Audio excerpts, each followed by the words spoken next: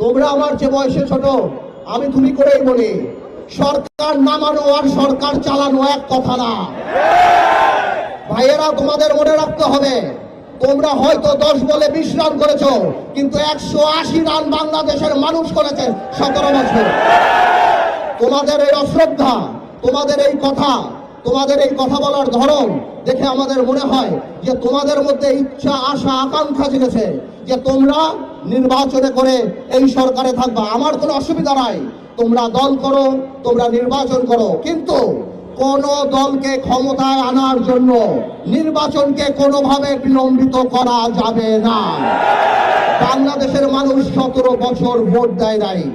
আমরা জনগণের কথা বলি, তোমরা যদি কোনোভাবেও এই সরকারকে প্রভাবিত করার চেষ্টা করো নির্বাচন বিলম্বিত করার জন্য, তাহলে মনে রাখতে হবে যে তোমরা সাধারণ মানুষের বিরুদ্ধে অবস্থান করছো।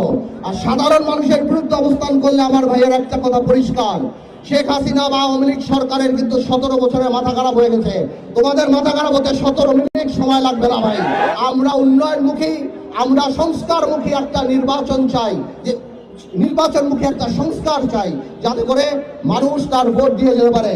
আমরা 17 বছর আওয়ামী দুঃশাসনের কথা ভুলি নাই।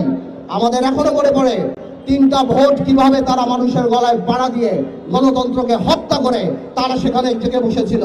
ভাইয়েরা আমার, আরেকটা কথা না বললেই না, এই